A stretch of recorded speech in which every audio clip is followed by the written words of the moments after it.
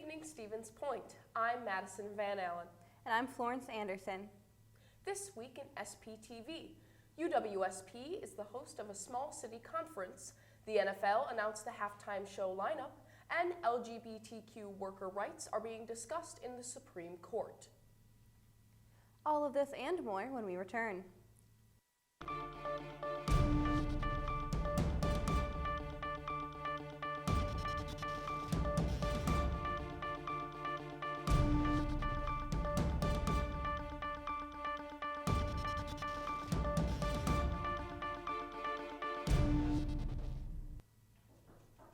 UWSP's Center for the Small City is set to host the 22nd Small City and Regional Community Conference October 16th and 17th. This conference will feature Sarah Kemp, a keynote speaker from UW-Madison on Wednesday, October 16th at 7 p.m. Various sessions will be offered Thursday, October 17th, starting at 9 a.m. in the Dreyfus University Center. Citizens, officials, and researchers interested in public participation and civic advancement in small cities and towns are invited to attend. General admission is $35, but the UWSP faculty, staff, and students are invited to attend free of charge. Registration information can be found on the Small City Conference website. UWSP's Communication Week is upon us. Next week, October 14th to the 17th. Students will get a chance to hear from UWSP alumni talk about their personal success stories in the communication field. This event allows current students to interact with former UWSP communication and arts management alumni who have achieved great success in their professional careers. Returning alumni serve as guest speakers in communication and arts management classes and student groups during these 4 days. Head of Organizer of the Week, Stephen Hill, shared his excitement. What makes this year's lineup special is the same thing that makes every year's lineup special. We just have so many former students who do so many great things, and they always love what they do, and they love sharing information about it, so they get such a big kick out of coming back and talking about it. Each day features a different set of people. The speakers' careers range from marketing managers and communication coordinators to photograph and videograph specialists. All the events are taking place in the Communication Arts Center in multiple classes and times. If you are currently not enrolled in a communication class at the time, you can contact any professor in the Division of Communication or go to the UWSP webpage for more information. American Airlines announced Wednesday that the Boeing 737 MAX aircrafts will begin flying again on January 16th of 2020. The airline said that there are 2 software updates that are expected to be approved and installed before returning to service. Although the airline has made their timeline official, FAA officials have said that there are no official dates for when the grounding will be lifted. The Boeing MAX aircrafts were grounded in March after 2 crashes, one in October in 2018 and another in March 2019. Both crashes killed a total of 346 people. Since the grounding of the Boeing 737, the airline has been pulled off all flight schedules. The Office of International Education is hosting informational meetings about study abroad opportunities for the upcoming winterim and spring semesters. UWSP offers 2 forms of international education, the Study Abroad program and the National Student Exchange, both of which are available to students who meet the requirements designated for their chosen program. These opportunities allow students to continue their college education in a new environment. The Office of International Education offers over 50 different programs worldwide, including places such as London, New Zealand, and China. Study abroad programs range from 3 weeks to a full academic year in length. While the National Student Exchange has programs that are either a semester or a full year, they highly encourage students to apply, but do not ask that they are responsible with planning and keep an open line of communication between them and their advisors. Director of the Office of International Education, Brad Den Elsden, elaborates on this idea. A lot of logistics have to take place before folks depart, And so that requires some timely responses, some thoughtful responses, and energy to work with us to solve problems. And so that creativity and problem solving, those are both really key elements towards the overall positive experience. Information regarding available programs for information sessions for the winter and spring semesters can be found through campus announcements, as well as on the UWSP Office of International Education website and Facebook page. They also accept walk-in appointments. This October, UW-Stevens Point will be hosting many nature programs at Schmeekley Reserve. The new Pankowski Friends Amphitheater opened this past year, and there will be various performances, nightlife explorations, the candlelit night hike, hands-on activities, and free crafts and snacks. The programs will be hosted on Friday, October 25th, starting at 6 p.m. Other family events offered also include hitchhiker locomotion, snacks in Schmeekley, and portraying the past of Portage County. Visit the Schmeekley page on UWSP's website for more information and times. Theta Xi Fraternity teamed up with the Love Your Melon chapter of UWSP to hold a swab drive and magic show on Tuesday. Austin Lepak has more. On Tuesday, October 8th, students gathered around for a night of illusion and wonder as magician James David put on a show arranged by the Theta Xi fraternity here on campus. But magic wasn't the only reason students showed up to the Laird Room that evening. The fraternity had teamed up with the Love Your Melon chapter of UWSP to host a swab drive. What is the swab drive? Alexis Bronner, the vice captain of UWSP's chapter of Love Your Melon, explains how after submitting a simple swab sample of your inner cheek, you could end up saving a life. The average age of a child diagnosed with cancer is 6 years old, and 1 in 285 children will be diagnosed with cancer, and over 15,000 children per year are diagnosed with pediatric cancer. There's a 4% chance that people who register on the bone marrow registry will be selected to be a match for people who have different types of blood cancers. And it was this kind of good cause that led Brooke Nagorski, Theta Xi's event coordinator, to organize the magic show in order to draw in more students. What better way than to get people into the swab drive, but also come to the magic show? It's great for emotionally and for your heart to give back to the community. The fact that there was a comedic magician there for a night of entertainment only added to the many reasons why students could feel great about helping this wonderful cause. For SPTV, this has been Austin Lepak. To learn more of upcoming events, visit either organization's Facebook page, UWSP LYM Crew, and Zeta Phi Fraternity. The City of Stevens Point is receiving a gold designation from the National SoulSmart program. Stevens Point is being honored for making it faster, easier, and more affordable for homes and businesses to go solar powered. This designation recognizes Stevens Point for taking bold steps to encourage solar energy growth and remove obstacles to solar development. Stevens Point is a signal that they are open for solar business. SoulSmart is led by the Solar Foundation and the International City-County Management Association and funded by the U.S. Department of Energy Solar Energy Technologies Office. More than 200 cities, counties, and small towns have achieved this designation since launching the program in 2016. To receive this designation, cities and counties streamline their local processes to reduce the time and money it takes to install solar energy systems, including evaluating local permitting processes with planning and zoning procedures. SoulSmart designees also develop innovations in areas such as market development and finance. State Representative Katrina Shankland and Senator Dave Hansen will hold a panel discussion on their co-authored bill package, Reaching Higher for Higher Education. The bill package will include topics of full funding the UW system tuition freeze by increasing funding for general program operations. Educators have the resources they need, so students won't wait for courses they need to graduate. Fully funded, the Wisconsin Technical College System's 2019 to 2020 budget request.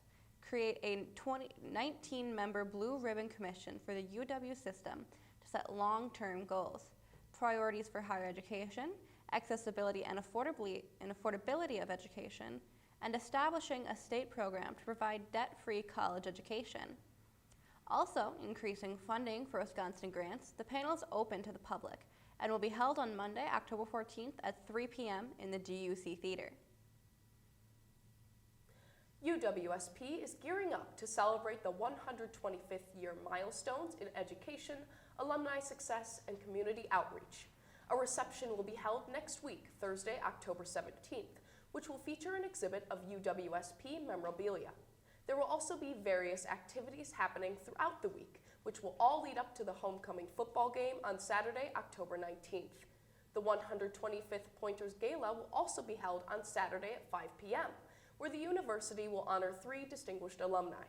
Tickets to the gala are available until Friday, October 11th. More information about the gala can be found on the Facebook page UWSP Alumni. SPTV will be keeping up with all the celebrations happening during homecoming week and will also be streaming the homecoming football game. Stay tuned, Pointers. That's all the news we have for stories we have for you tonight. Coming up next, we have Dana Bouch with SPTV Sports. We'll be back after the break.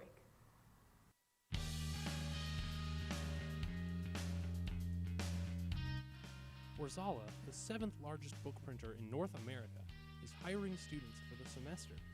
We are 100% employee-owned and located right here in Stevens Point, Wisconsin. All shifts currently hiring, with jobs starting at $10.80 an hour.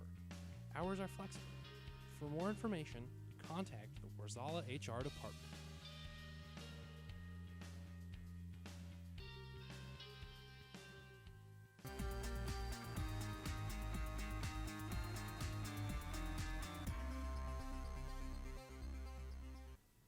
Welcome back. The UWSP football team defeated UW River Falls 30-16 in their WIAC opener on Saturday at Gorky Field.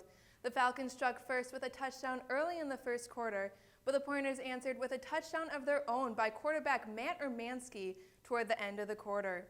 The Pointers then took the lead in the second quarter with a 60-yard catch and run touchdown from Jonte Webb and a safety. After taking a 16-7 lead in halftime, running back Shamaje Williams scored a 75-yard touchdown on the first play of the second half. Urmanski rushed for his second touchdown of the game late in the third quarter, and the Pointers never looked back. On the day, Webb had 5 catches for 143 yards and a score, while Williams rushed for 117 yards and a touchdown as well.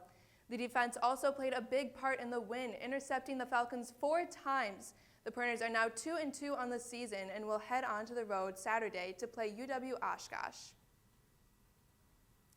The UWSP volleyball team swept UW Oshkosh in 3 sets last night at the Berg Gym.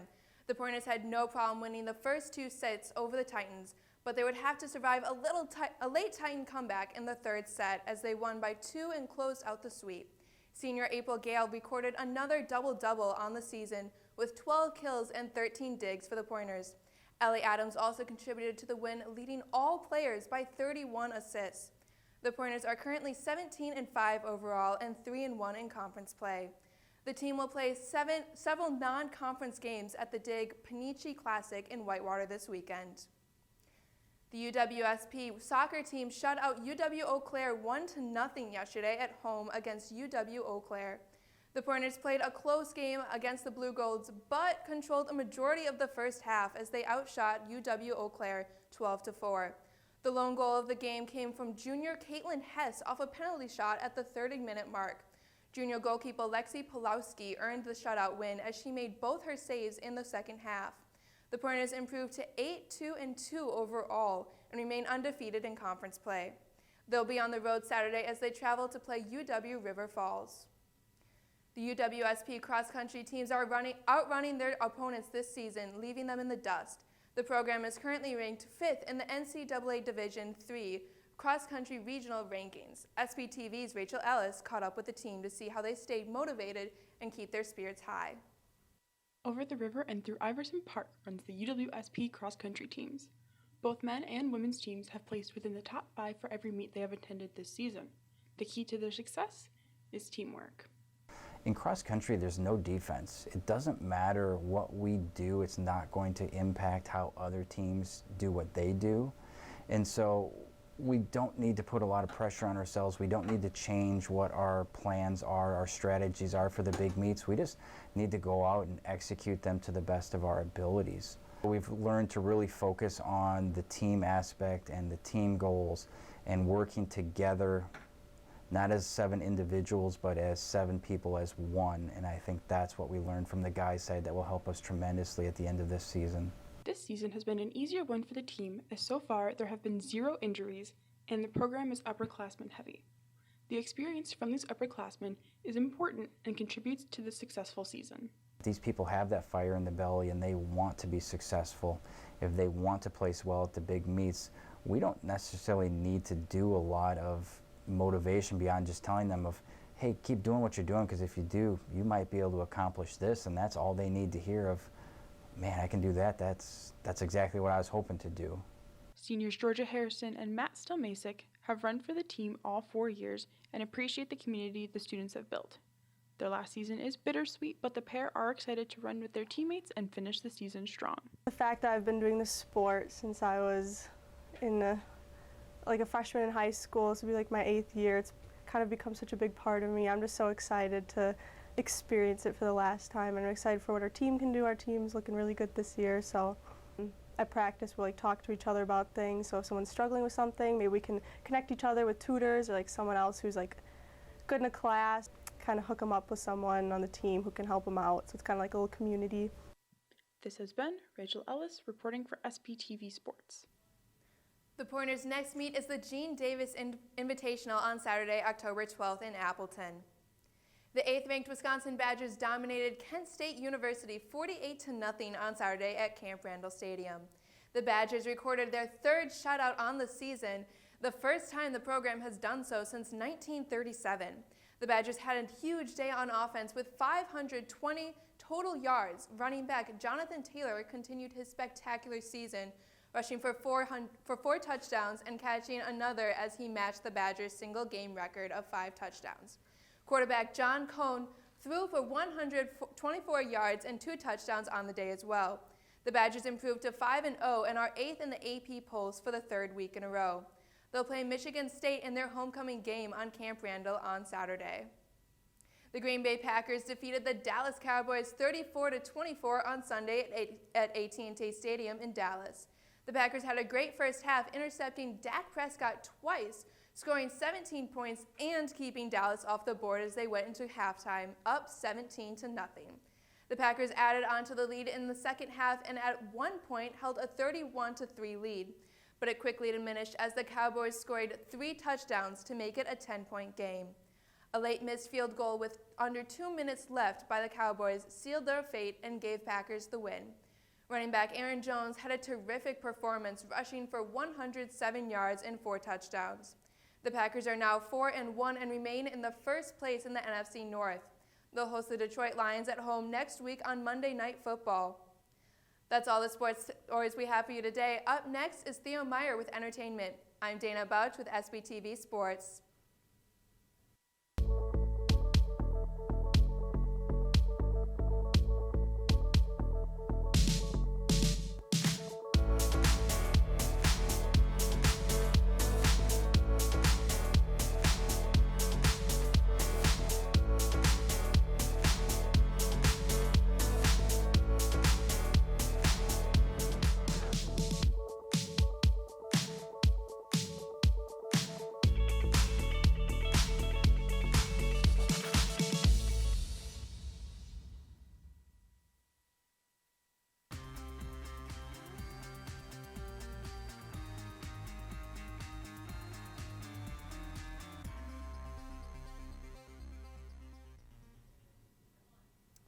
Welcome back, Pointers, to UW Stevens Point Ensembles. The Campus Band and Wind Symphony will have a conjoined concert on Wednesday, October 16th.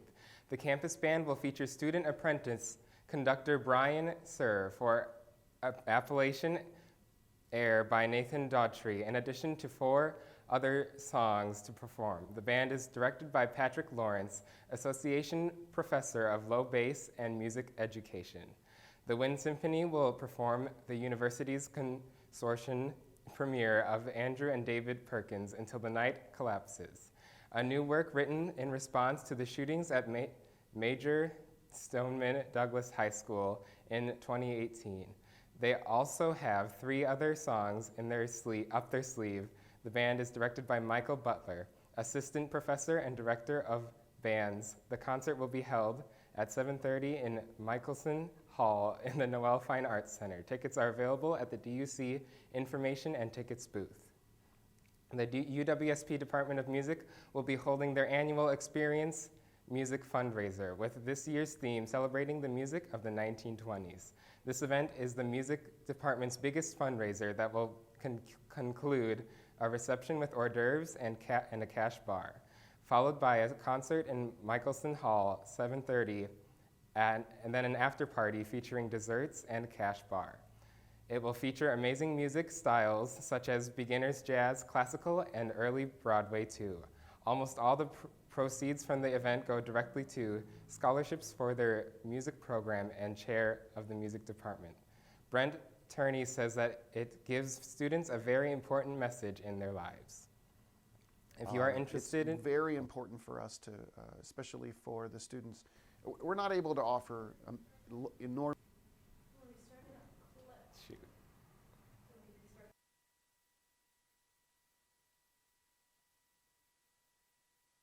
It's very important for us to, especially for the students, we're not able to offer enormous scholarships. We're not able to offer, full rides or anything like that. But the money that we do offer makes a big difference in our students' lives. And it's also part of the ability for us to say, we really value you as a student. We want you to come here.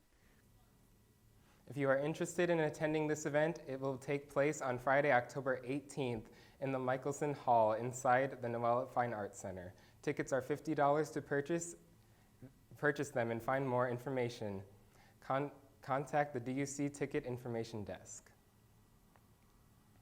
Pepsi Rock Nation and the National Football League has recently announced their 2020 Super Bowl halftime performance, a duo together on stage for the first time. Jennifer Lopez and Shakira are worldwide superstars known for putting on a show. Lopez is a singer, actress, and dancer who has sold over 75 million records worldwide and known for her many talents in television, producing, and dance. Mentoring Shakira is a Colombian singer and a multi-Grammy Award winner, also selling 75 million records worldwide.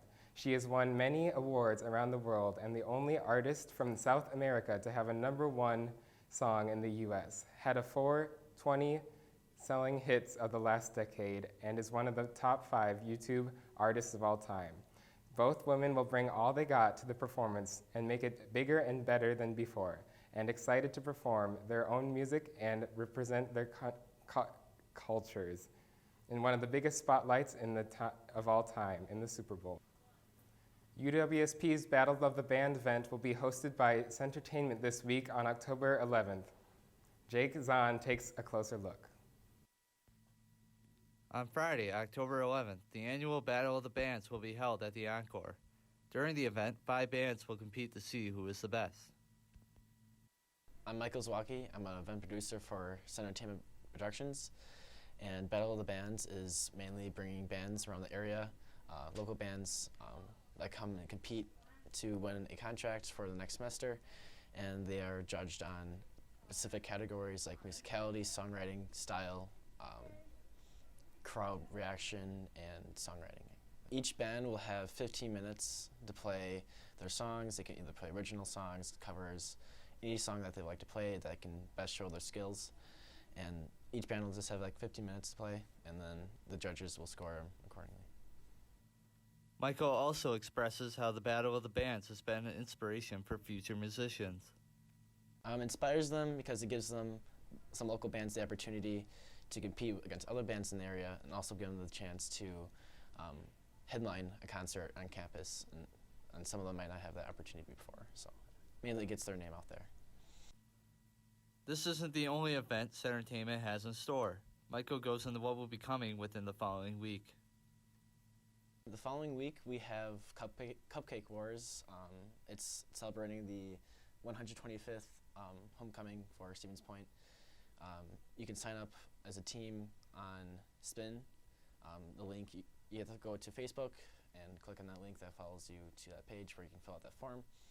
Also, we have movie Hobbs and Shaw this week, and we also have a comedian, Tyler Bowley, next Wednesday. So, I'm Jake Zahn reporting, and this is SPTV News.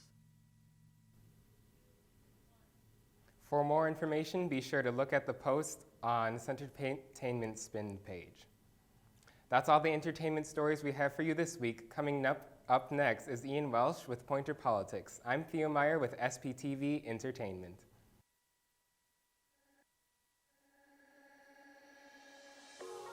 The Media Studies is a program for people who love to tell stories, whether that be in written form, visual, or audio. Media Studies is exciting because it's always fresh, it's always new. Media is at the center of everything we do. More and more people are asked to engage with media and use media. Our program really provides students with skills and techniques to be better prepared for that in the future. We offer courses in media production, both video and audio, nonfiction and fiction, music production, journalism, film studies. Media Studies is a great way to get hands-on experience in the field that you're looking to do. They teach you the basic concept behind everything, and then they tell you to go do it. We really pride ourselves on thinking of a wide set of opportunities that we can give our students. The student organizations are a great asset. We have SPTV, the student television organization, 90 FM, the radio, and the Pointer, our student-run newspaper. It's a great way for students to get involved, learn skills that they need for class, and meet new people. Some great facilities where our students can hone their skills. There's a giant studio in the center of the comm building. I've had quite a few classes in there. A lot of our classes are very hands-on, they're very interpersonal. You're getting the skills that will allow you to create your future, and I think that's what makes it a truly amazing experience for students. There's an incredible range of options for graduates. We've had students go out and become independent contractors, work for radio stations, newspapers, with TV stations. Everyone is different and they have their own unique style. In all the classes and all the student organizations you get involved in, you have a lot of flexibility to really create your own work and do it in a way that means something to you. We're excited to see what students are making and what they want to make and how we can help students get from where they are to where they want to be. I'm in a video production class that's teaching me how to film documentaries. I'm also in a screenwriting class and I get to learn how to write movies. So I'm doing all these different cool things and I love it every day.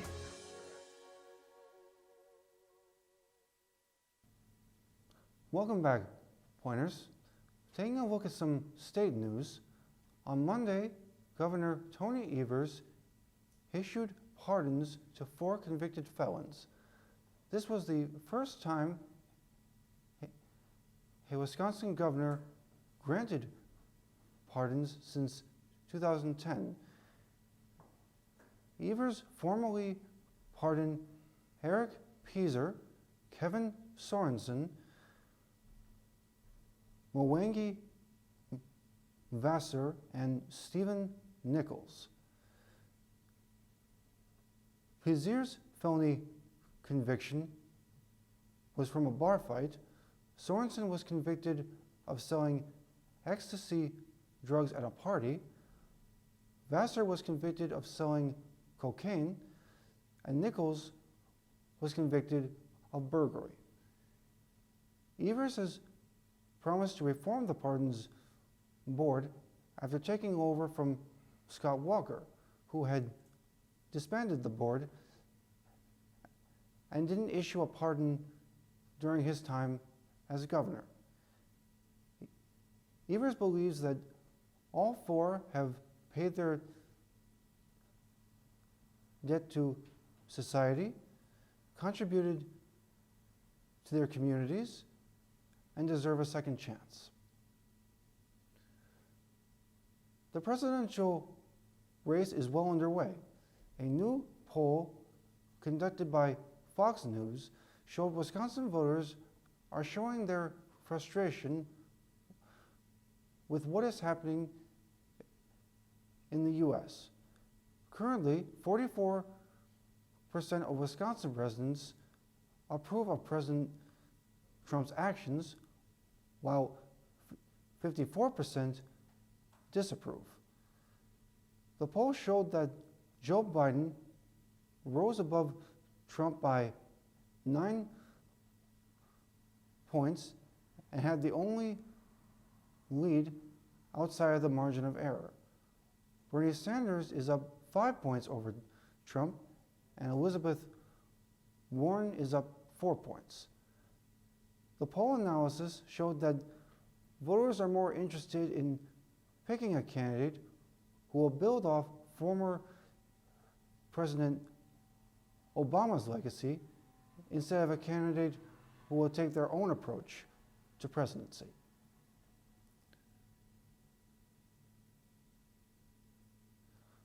Moving on to national news, the Supreme Court began hearing 3 cases on whether it is legal to fire workers based on their sexual orientation or gender identity. Trans lives matter! Trans lives matter! Trans lives matter! Dozens gathered outside of the High Court Tuesday morning to show support for gay rights. The Supreme Court decision could end with a historic ruling for LGBTQ rights. 4 years ago, the court ruled same-sex couples across the nation are legally allowed to marry.